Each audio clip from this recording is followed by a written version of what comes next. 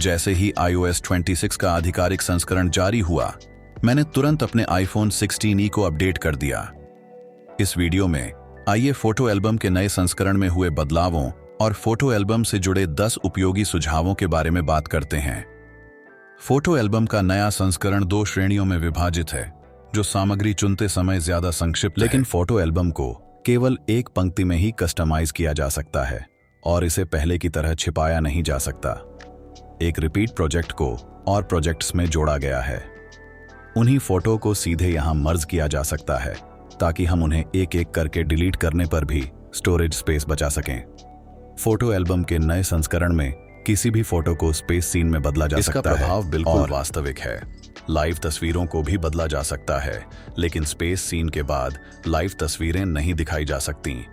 Photo album में और photo चुनें और निचले बाएं कोने में दिए गए सेंड बटन पर क्लिक करें। आप देखेंगे कि दाईं ओर एक रैंडम डिस्प्ले वॉलपेपर वाली फोटो बनाने का विकल्प है। डेस्कटॉप पर और भी बेतरतीब डिस्प्ले वॉलपेपर जोड़ने के लिए बटन को अलग से कस्टमाइज किया जा सकता है। वॉलपेपर और आगे मैं जिस फीचर के बारे में बात करने जा रहा हूं, वह फोटो एल्बम के सभी नए और पुराने वर्जन में मौजूद है। बस कुछ बटनों की स्थिति अलग अलग हो सकती है। फोटो एल्बम में सामग्री आमतौर पर इस तरह चौकोर होती है। खासकर एक ही दृश्य में ली गई सामग्री के लिए क्षैतिज और ऊर्ध्वाधर के बीच तुरंत अंतर करना मुश्किल होता है। ऐसे में हम ऊपरी दाएं कोने में 3 क्षैतिज रेखाओं पर क्लिक कर सकते हैं, फिर डिस्प्ले विकल्प पर क्लिक करें और मूल अनुपात ग्रिड चुनें। इस तरह सामग्री अपने मूल अनुपात में प्रदर्शित होगी। जब हम एडिट करने के लिए एडिटर फोटो पर क्लिक करेंगे तो हम पाएंगे कि यह उसी अनुपात पर सेट है। अगर आप अपनी इच्छानुसार एडिट करना चाहते हैं तो आप ऊपरी दाएं कोने पर छोटे लॉक पर क्लिक कर सकते हैं। इस तरह आप अपनी इच्छानुसार तस्वीर को काट सकते हैं। इसके विपरीत, यदि आपके पास लॉक नहीं है लेकिन आप सामग्री को उसी अनुपात में काटना चाहते हैं, तो आप ऊपरी दाईं कोने में 3 बिंदुओं पर क्लिक करके चौड़ाई और ऊंचाई को लॉक कर सकते हैं। चित्र संपादित करते समय ऊपरी दाईं कोने में 3 बिंदुओं पर क्लिक करें और विस्तृत करें चुनें। फिर आप अपनी इच्छानुसार 3 फिल्टर चुन सकते हैं। आप फोटो एल्बम में सीधे उनके फिल्टर का उपयोग कर सकते हैं। ऊपर स्लाइड करने के लिए किसी पोर्ट्रेट फोटो पर क्लिक करें। फोटो के निचले बाएं कोने में एक कैरेक्टर प्रोफाइल होगी। इस पर क्लिक करके किसी पात्र को नाम दें या उस व्यक्ति की सभी तस्वीरें देखें।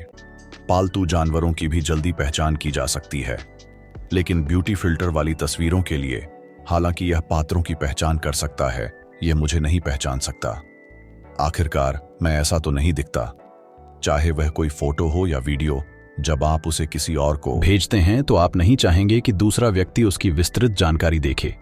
आप उसे ऊपर की ओर स्लाइड कर सकते हैं, उसे एडजस्ट कर सकते हैं, शूटिंग की तारीख और लोकेशन बदल सकते हैं। इसी तरह ऊपरी दाईं कोने में 3 बिंदुओं को भी बदला जा सकता है। जब हम सामग्री चुनते हैं तो भेजें बटन पर क्लिक करते हैं, हम देखेंगे कि नीचे दी गई सूची में कई विकल्प हैं। इस तरह का एक शॉर्टकट कमांड आप खुद पोर्ट्रेट सूची में जोड़ सकते हैं। किसी निर्देश पर देर तक दबाएं, विस्तृत जानकारी चुनें और फिर शेयर की गई सूची में बटन खोलें। फिर यह शॉर्टकट कमांड पोर्ट्रेट सूची में दिखाई देगा। इसे सीधे इस्तेमाल करना हमारे लिए सुविधाजनक है। जिन फोटो को आप छिपाना चाहते हैं, उनके लिए आप ऊपरी दाएं कोने में 3 बिंदुओं पर क्लिक करके छिपाना चुन सकते हैं। लेकिन इस तरह का छिपाना लाइब्रेरी में नहीं दिखाया जाता। चुने गए लेवल की छिपी हुई श्रेणी में आप चेहरे से अनलॉक करने के बाद भी उसे देख सकते हैं। अगर आप और अच्छी तरह से छिपाना चाहते हैं तो आप सेटिंग खोलकर ऐप में सबसे नीचे स्लाइड कर सकते हैं। फोटो ढूंढने पर प्रोजेक्ट छिपाने का बटन बंद हो जाएगा। इस तरह आप चुने गए लेवल में छिपी हुई श्रेणी नहीं देख पाएंगे। ऊपर आईफोन पोर्ट्रेट के लिए 10 उपयोग तकनीकें दी गई हैं। क्या आपने इन्हें सीखा है?